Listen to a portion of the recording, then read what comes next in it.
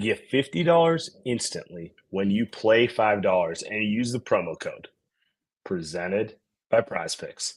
Welcome to Light Years. Sam Esfandiari here. Andy Liu across from me. The Warriors win. A much needed win.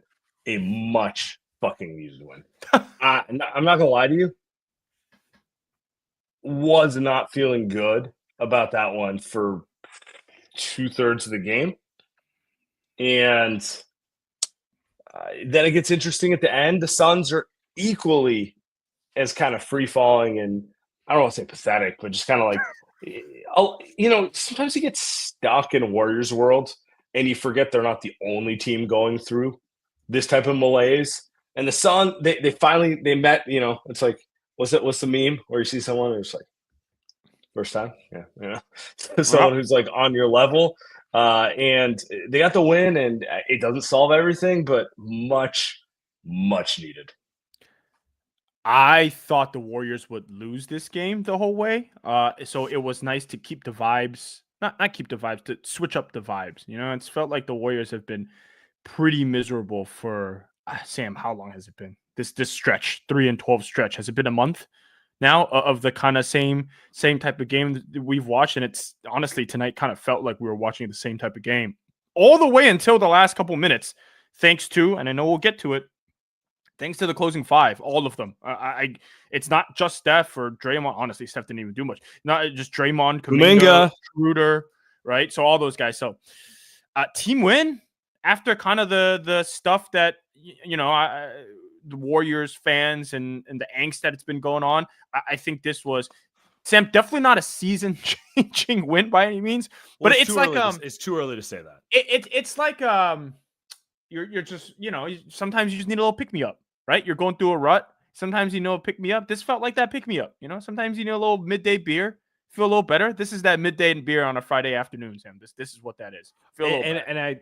And I appreciate you calling out the lineup, because if they're going to turn it around, this is the 5-man lineup that's going to have to do it. It's Steph, Schroder, Wiggins, Kuminga, Draymond. Yep. That's their best shot at the type of lineup that, wins 10 of 15, it gives you kind of like last year, they were something like 25-12 when they went small with Draymond at the 5 and Kuminga at the 4, Wiggins at the 3. And look, we all know it's probably not sustainable to make Draymond do that 24/7, but it is their best lineup.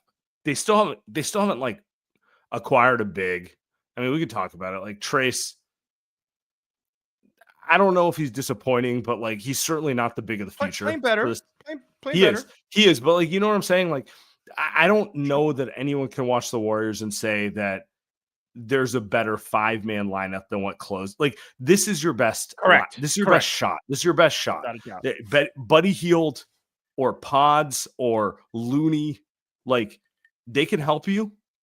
They could be players, but I promise you, if this 5 is not the 5 that closes, your team's going nowhere. And we see the 5. What are they good at? Right? They're good at defending. This 5 is really good at. Okay, maybe not really good, but tonight they were really good at defending because you don't have any. I mean, the Suns didn't really score the last 6 minutes. What's your point? So yeah, anytime they go 3 guards, it's tough. You cannot play Steph, Schroder, and then another guard. It doesn't matter who that guard is. You can't do it. And so it's nice when that third guy is Wiggins / Kuminga, and then Draymond kind of anchoring. So I thought that was really impressive because the last couple minutes we've watched this team get no stops, get no good looks over and over again the last month. And tonight it was flipped back the other way. They got stops against Kevin Durant and Bradley Beal, who torched them for 30 apiece tonight, pretty much, right? And flipped the game, and I don't know. It felt like a vintage Warriors win, dude. It felt like a win that they had in the beginning of the season when they were 12-3. I don't know. I miss it. Can we just revel in that for an hour tonight? It feels good enough. I want to give Kuminga credit on this one because he's been I don't call him a lightning rod. Actually, to be honest, it doesn't matter what I say. No 100%. Matter what I say, people like a certain percentage of people are going to say I slurp him, and a certain percentage of people are going to say I'm a hater, no matter what. Even though, like, I don't know, I'm probably higher on him than you, and I think I'm fair to him. But like, no matter what I say, it's polarizing because fucking, the entire Soviet media operations behind him, right? So it doesn't really matter. But you know what? Fair's fair. He's kind of been talking, and not even him, but just like the noise has been he needs to play more. And I've kind of been of the perspective that I understand why Steve Kerr doesn't just give him whatever he wants. Like, I think it's fair. I don't think he always brings the energy he needs to. I don't think he always focuses the way he needs to. The play on Christmas, like, it can happen to anyone, but like, it's just an example of like a big time player isn't kind of brain dead in that moment, right? Like all that stuff, right? But you know what? He wants more. He backs it up with a game like tonight. Like, they don't win this game without him tonight. He was huge for them getting particularly key offense when they couldn't generate anything. This team's way too dependent on threes. They just need someone who can put their head down and get to the rim a little bit. And he played kind of with a level of force that you want him to play every night. And you know what? Kudos to JK. Can we rewind back to you and I last year and the Soliloquy, year before? By the way. No, I agree with you. And I'm not defending, I think, kind of the takes that you and I disagree on a bunch of stuff. I think we're pretty aligned on the Kuminga front office, Steve Kerr conversation. And our take has always been, hey man, if you're going to go with this route, Kuminga, go with this route. Right? Because it's not a route that the Warriors have been good at. This is not the type of player that the Warriors have developed or liked playing. So if you're going to do it, right? Play him 34 minutes like you did tonight. If you're not going to do it, trade him, right? Don't do the stuff in between, which is what they have been doing. And so tonight, what did they do? They went to that small lineup. What you just said has made this team successful. Kuminga at the 4. He's a 4. He can only play the 4. And dude, in the modern NBA, 4 is just a big wing who doesn't shoot the ball as well as a 3. like people think we're like calling him Karl Malone. I'm like, brother, like Aaron Gordon's 2024. It's 20. Yeah, exactly. It's 2024. Kevin Durant's a 4 or 5. Kevin Durant might be a 5. So I think the point is, if they're gonna go down this route, then you have a game like tonight. It fucking works. You're golden, right? You're playing a team who has no big man, who's playing Kevin Durant at the 5 all game long. By the way, a team that's free-falling more than the Warriors themselves. It's a perfect game, and he capitalizes today. And, I mean, technically last night he did against the Clippers as well, right? So, yeah, it works when that happens. But how often do we see it, Sam? And this is I think the last part for me, because I want to be good. But how often are we going to see that he's going to play 18 minutes? Like, what are the chances that Steve Kerr plays him 18 minutes in one of the next 3 games, where he's just sitting there and he's just pissed off because he's on the bench and he's not closing the game and he's coming off like, how often have we seen this? We literally saw this last season, right? So I mean, so that's my point. The next couple games are actually a good example because Cleveland. Is that a good matchup for him? Is it a good matchup for anyone for the Warriors? Like Mobley and Jared Allen. Cleveland's so, awesome. Cleveland's awesome. Nobody's in theory, I would actually argue the Warriors should play Kuminga more and try to go small because you're not going to match Cleveland with size. But we'll see. It's too early to say. By the way, all I'm trying to say is this is what we argued last season. We sat here, we're like, hey man, team sucks. Which you could argue right now the team sucks. So play him. Play him. This is awesome. This is great. They won a game. He went for 34. Honestly, this might have been the best game I've ever seen him play. Because he was also great. I thought this was 100% better than last night. Because last night it was a lot of asserting yourself in garbage time. Yeah, it's garbage the time. Rebound, to me, the rebounding. It's not even a stat thing. It's when they got into crunch time, he just got his nose in there. And getting his nose in there might have been tipping a rebound to Steph, grabbing a rebound himself, or getting to the free throw line. But just like essentially asserting his will, because let's be honest, Phoenix isn't a particularly athletic team either, So it's kind of like use your advantage against him, right? So I love this. If Kuminga's gonna play with this energy, like sign me up, But I just want to see that. To your point, I just want to see the Warrior like commit to it. He is. This is going to sound strange, but I think he's the most important player on the roster because without a doubt. Without a doubt. they need to fucking figure out what they're doing with him. You know, like that's my point. Like either he's the guy, or he's the guy you move for the guy. But enough of this, like, Steve going to the podium. Oh, we love John. We love Jonathan. We love him. We love Awesome. Jonathan, but I'm not going to stop seen. coaching him.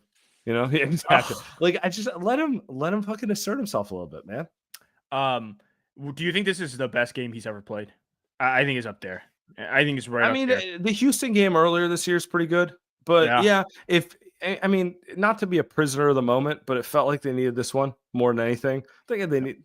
I don't know. They need everyone. They need everything. They need everything. So, they need everything.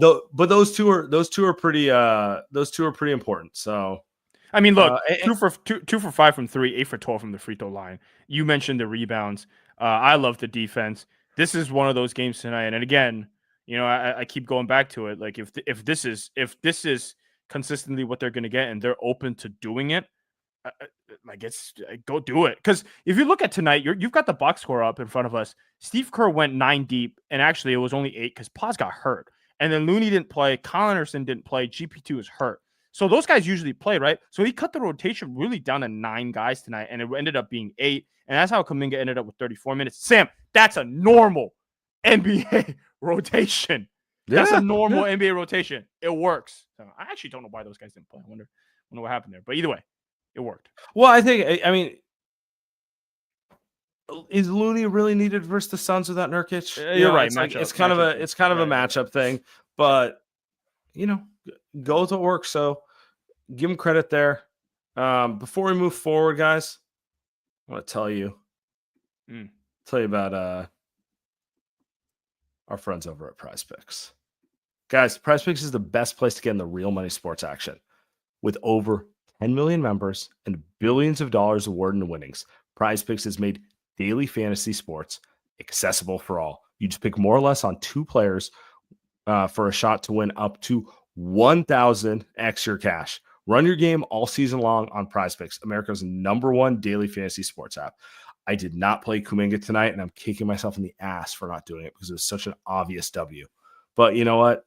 Sometimes you're hard-headed. Sometimes you get a little too excited on the NFL parlay. I did win on T. Higgins. Shout out Bengals there. But, you can't win them all. Anyway, the point is, PrizePicks makes it fun, and I've been having fun with it with the NFL specifically because my team's in the toilet and I have nothing else to root for on that end. So might as well make it a little more interesting on that one. Guys, download the app and use the code LIGHTYEARS to get $50 instantly when you deposit your first $5. That's right. You put $5 in, they give you $50. Essentially, they're paying $45 to download the app. Code is LIGHTYEARS, $50 instantly when you play $5. PrizePicks, run your game. Dude, you're taking my job, dude. You're going to read better than me. Light Years Podcast. Been working on it, bro. I've been working. I sit in front of the bathroom mirror and practice.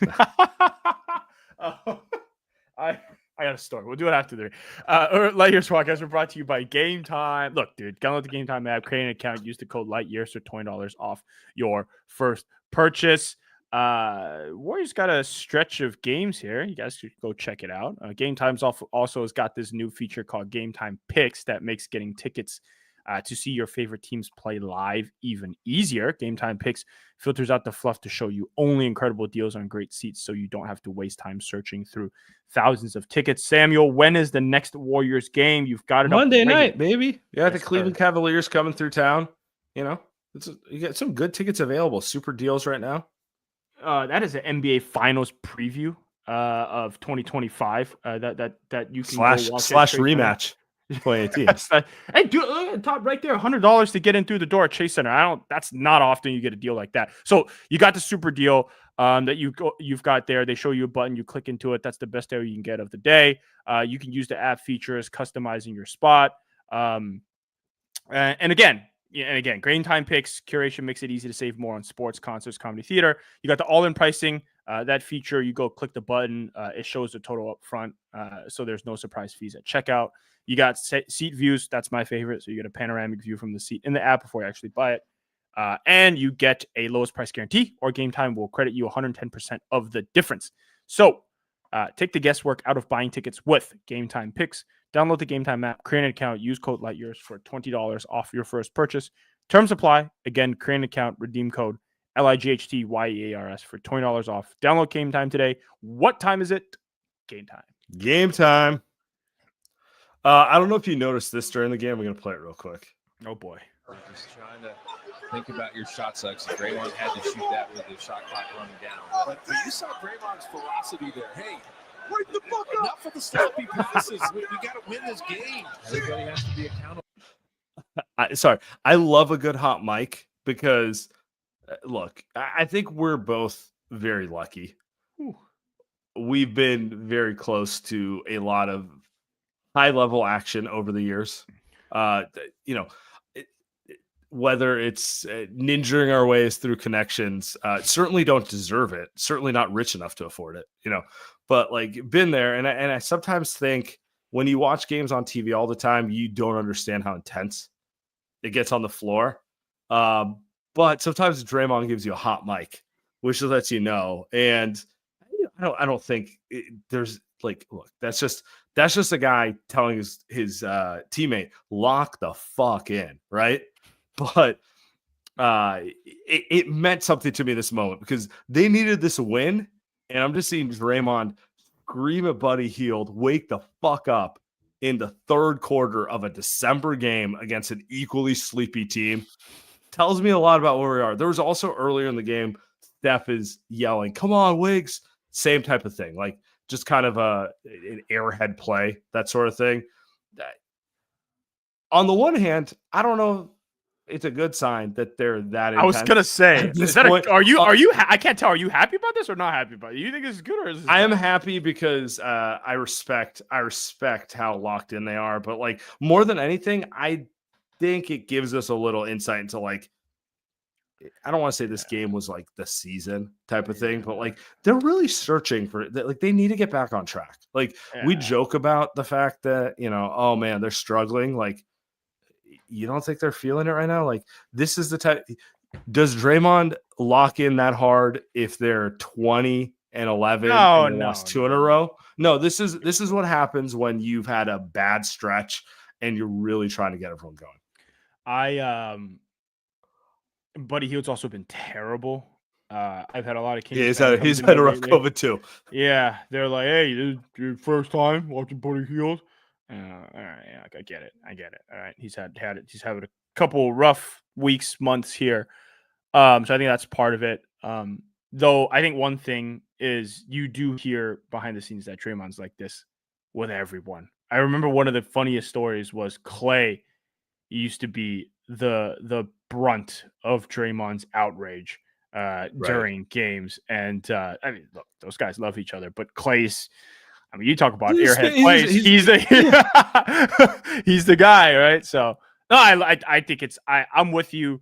I sense of urgency, I think, is what it is. There's a sense of urgency from this team that I think we don't normally see, which is not to say like, hey man, Steph had some insane turnovers tonight, and Draymond had some absurd turnovers too. Like, let's be very clear. It's not like those guys were like tip top shape, but I do think they sense the season slipping away.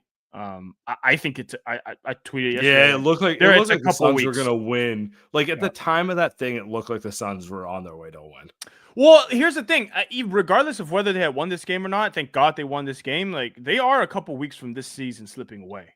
If they a 3-12 stretch, right? If they go, dude, they were 12-3, and now they're 15. I guess they're 16-15. Well, I guess they are 12-3, 3-12. But you know what I mean? Like you do all that work and you give it all away and get back to 500. If they go 3-12 again, right? Like forget talking about trades. Like we're talking about Cooper Flag. Yeah, like it's just like you know what I mean. Like what draft pick Dylan can Harper's we get? better.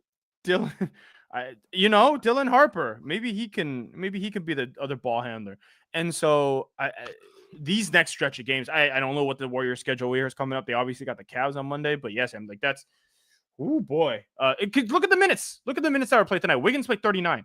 Steph played 35. Yeah. Draymond played 35. Those are underrated tell into where Steve's head is and where the team's head is. Like they're not fucking around. They do play in 48 hours. Typically, he would not push guys like this if they play in 2 days.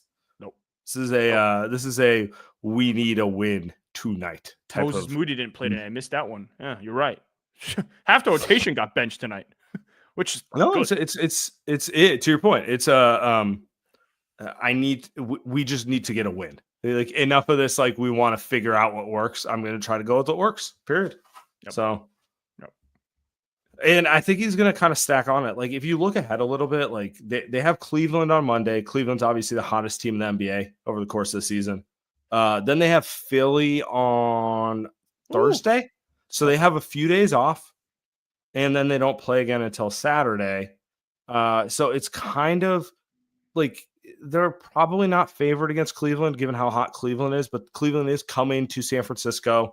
It is kind of the type of thing where you can beat Cleveland at home, and then you get Philly, who's beatable, and the next thing you get a little momentum. Like they have to think about these things a few games at a time because they've kind of given away their buffer. They've given away the freedom to not have to think about those things. Correct. So now they have to what can we do to get to 4 games above 500, 5 games above 500? Because to your point, if you want them to make a move at the deadline, being 17-20, I know what Joe's doing if they're 17-20. GP2 is getting sent to Detroit for a second-round pick and cap relief. Correct. And I don't want that. I don't want that. So, God, I feel bad saying it out loud. No, it's what's going to happen. Hey, why pay for that? And honestly, I don't know if I can disagree with that exact sentiment, but anyway, that's a different conversation. Yeah, and it's like to me, I mean, we talked about the first segment, but it's like to me, it's all about like, and it's funny because Draymond said it 3 weeks ago, but it's kind of everything's about Kuminga right now, right? It's kind of like put up or shut up time. Like, let's see what you got. Let's give you 30 plus minutes tonight. Let's see if you are really like the guy we're going to commit to, or we need to move in a different direction because it's been long enough. And the contract situation like that, to me, that's the big one right now. Yeah. Can we talk Schroder real quick? Yeah. The biggest shot of the game, by the way. That was such a like, oh, hey, like that type of shot, like but he's kind of had a rough go of it with the Warriors so far. Wait, where's your head at? Yeah, I actually feel bad for him. By the way, those are fake teeth. I think me and Riso were looking at it, just blinding white. No way. Veneers? Gotta be. Do you think they're fake, or do you think he just got them whitened? I don't know. He's made a lot of money in his life. I gotta believe it's fake. Invisalign? Well, veneers are faster, right? You just get it done faster. So sometimes I'm like, golly, he's smiling. By the way, it hit me with that when he made the 3 and was smiling, and I'm like, God, tennis shooter's got nice teeth. Then I'm like, Anyway, I feel bad for him. That's because you just had a baby. You can't fucking keep on top of brushing your teeth. You probably feel like you have terrible breath all the time. Coffee breath 24/7. Just pre-workout breath because I need the caffeine. Just drinking Zoa all day long. The worst. That's what I'm sipping on right now at 8:30 p.m. I like Schroder. I felt bad for him. He's had a rough go of it. Feels like he's trying too hard. He's had a ton of open shots that he's just missing. He's got a nice chemistry connection with TJD now. I think that took a few games to get. The team doesn't have enough shooters for him to drive and kick, so that's been a rough. I think that's kind of the value in a shooter, right? So, defensively, can I ask you a question? Yeah. Would you rather this team upgrade the shooters, or upgrade like getting a big who's a better rim runner, like someone who could like basically the type of thing they haven't had as a big, someone who could like really fit. Like, would you rather they get like a Clay replacement or like Nick Claxton type of thing? Well, realistically, the question is, would you rather have like a Cam Johnson player or like golly, Nick Claxton.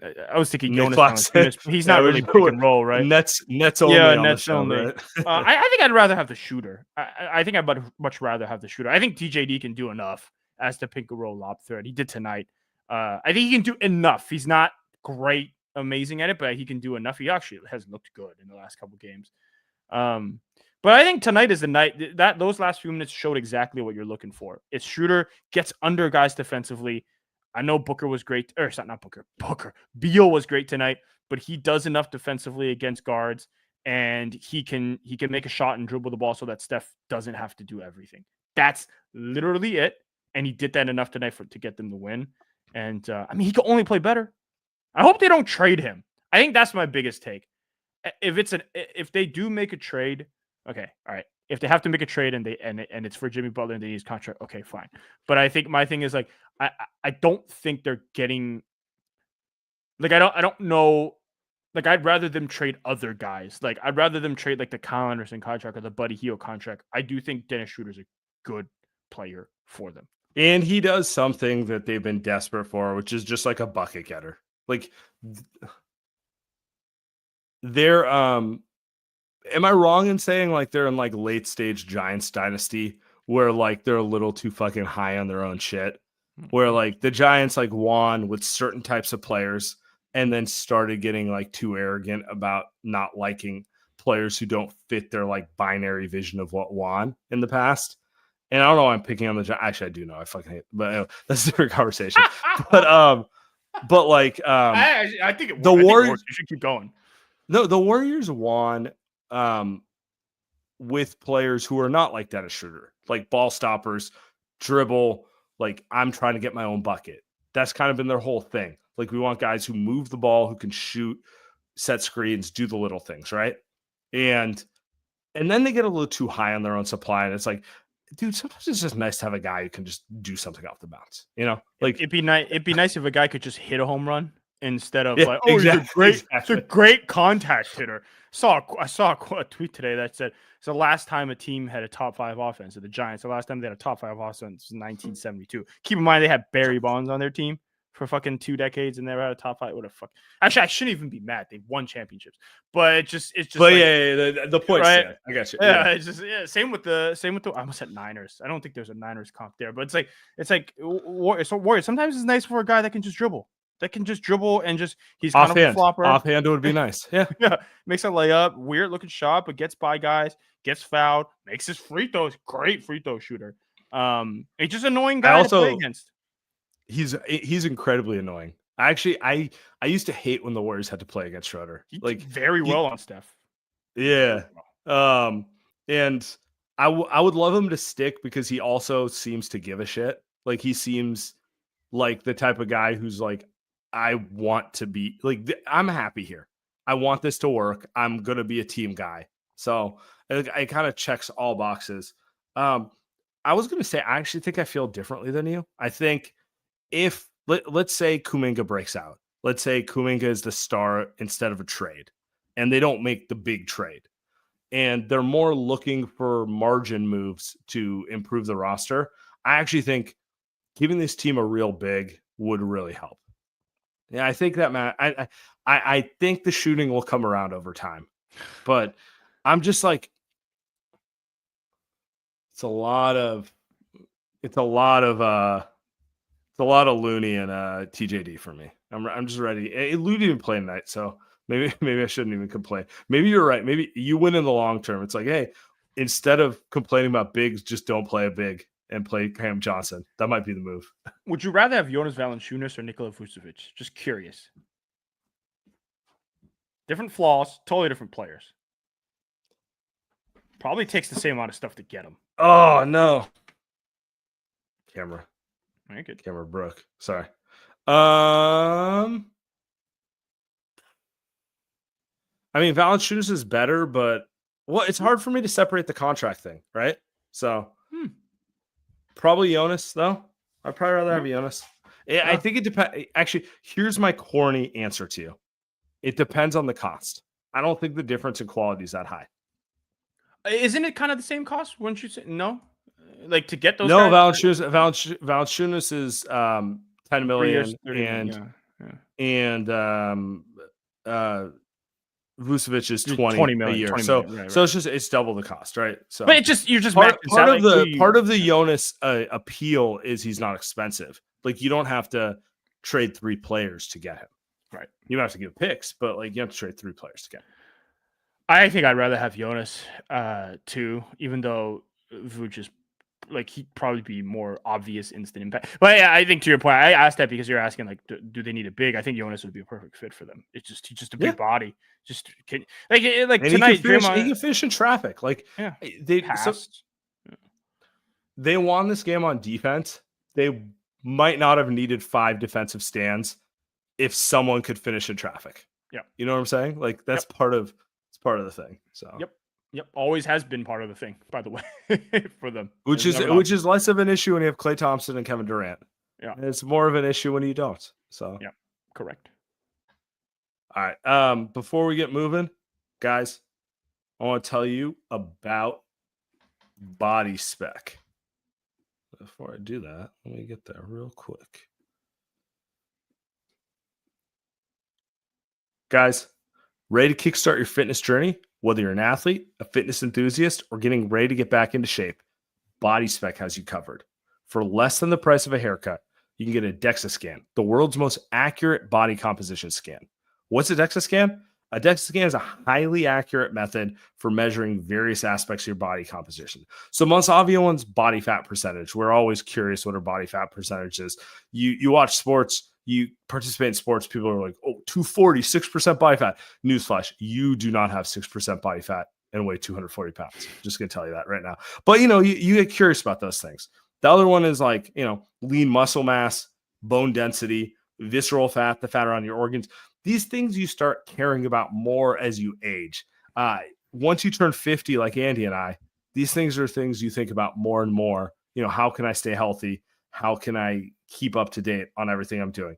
And traditionally, this DEXA scan is like $300, pro athletes only. This is only for Kyle Anderson and Steph Curry. This is not for Andy and Sam. But what BodySpec has done is made it accessible for everyone. So, guys, use the code LightYears45. Get a DEXA scan for only $45. Literally a copay. Price the haircut. Get it done. And what's better is they have mobile vans that will come to you. Bodyspec.com.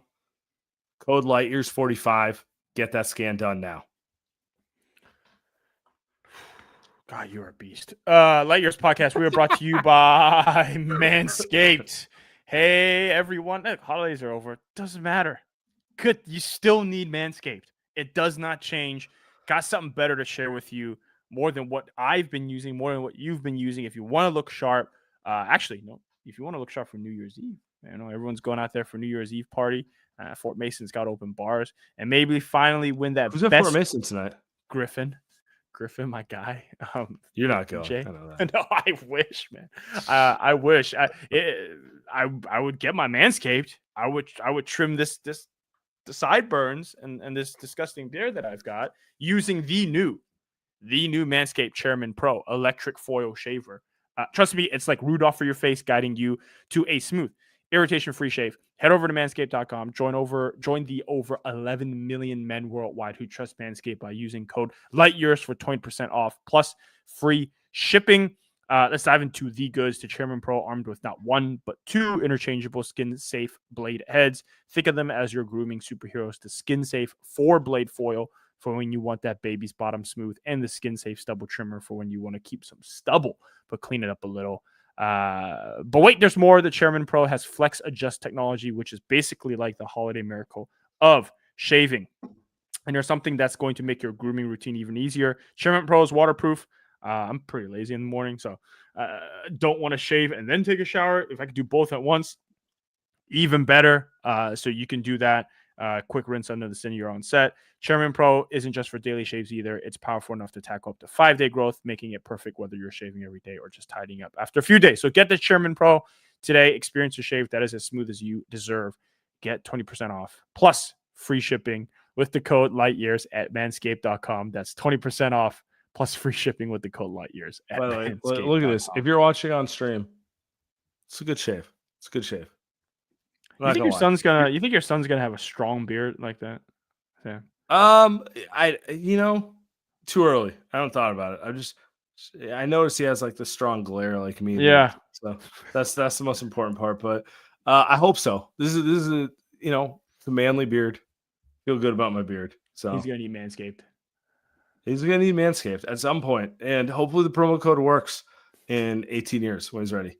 So, let's talk, before we get there. I want to talk with you about this little Mike Brown getting fired from the Kings. Oh, this was great. So, the Kings, predictably, those fucking losers fired Mike Brown. Loser organization. Loser city.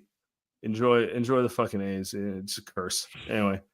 And yeah, I am an A's fan. Everyone listening, just so we're aware, I do not appreciate what Vivek did to bail the A's out because, their owner might have had to sell if he didn't bail them out. Instead, he comes through and bails them out. So, we'll let that go. You can fucking hate me all you want. I don't care. I don't think people know that actually happened, by the way. I just want to throw that out there because I definitely didn't know until you told me. So I had no idea. You don't understand why I have so much hate. I don't. No, you understand when understand. I know that. You know what I mean? That's Yeah. pretty nasty stuff.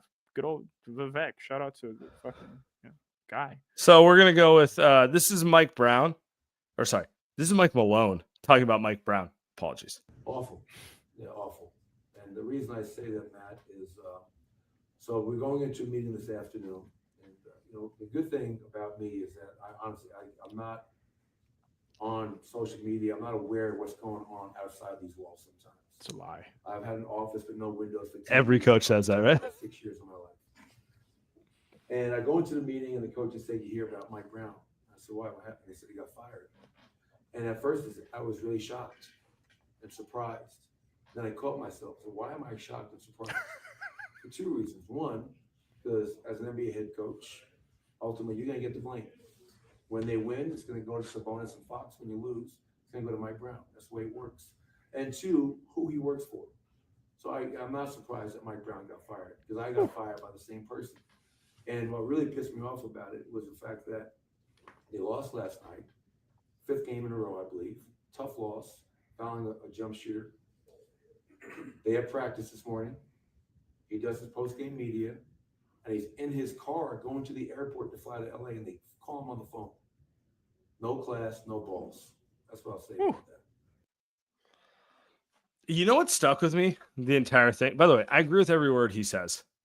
It's not even look, man, I've been pretty pissed off with Lacob over the years, but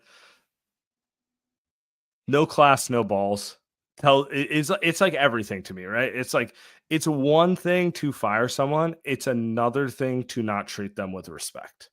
It's another thing to not look them in the face and say, "Hey, Andy, we're going a different direction. Appreciate you, but you're too much of a Kuminga hater, and we're rebranding the show." You know what I'm saying? Like, it's kind of pussy. Sorry, I don't know. You know what I mean? Like, it's kind of like you could be mad with someone's decision. It's something I think about as I get older. You get mad when people don't agree with you all the time, or maybe I do. I can respect people who will look me in the face and tell me why they or like just be like, you know what, I'm gonna go a different direction. It is what it is. And that's the first thing that stuck out to me, this whole thing. So Mike Malone's, by the way, was he mentioned it, Sacramento Kings coach one season, I believe, in 2013. Yeah. Then he got fired. Season and a little bit. Obviously, he's got a bone to pick, and rightfully, he's got a bone to pick with the Kings. Here's what I think, man. Here's what I think. I think the worst part, if you're rooting for a team, the worst part of rooting for a team is if they've got bad ownership. That is by far bad. You can have bad coaching, you can have bad players, bro. Those can change. You can fire coaches, you can trade players. Players get old, they're gone. The worst thing is bad ownership. They can't fire themselves. They don't leave the position. They're just there. Like, it won't be. They're not going to sell the team. Is Vivek going to sell the team? Do you think anytime soon? Is he going to sell the team? No, you're not going anywhere. And I think that's the worst part of all of this is that Kings fans, hey, get ready. I think it won't get any better. This isn't going to get any better until Vivek is gone. And that's the problem. That's the worst part of sports ownership. And honestly, like, thankfully, I root for, we root for the Warriors. Like, Joe Lacob is, like, as much as, talking shit about Joe Lacob, like, he's done a lot of great things. He is an ownership that I think most people would want as their owner. And I think Jed York's been good the last 5, 6, 7 seasons after he's hired a guy. He just got out the way, right? And so Giants, different story. But I know we're a Warriors show. I think this is like the difference, dude. This is the difference between a guy like Joe Lacob, who you can have your doubts about, and we do, and someone like Vivek Ranadive, who is as low on the totem pole as you can get in terms of ownership in the NBA. What is he, bottom 5? Is that too harsh to say he's bottom 5 owner in the NBA? I don't know. It's not good. Not good. It's not. And, this is kind of my reach for solidarity to Kings fans. You might be mad at me. You might be mad at Andy. But it's not our fault. I promise you. Go blame him. Good luck. I say we call it a night. Okay. I'm good here. I appreciate everyone here. We'll be back. The entire way through.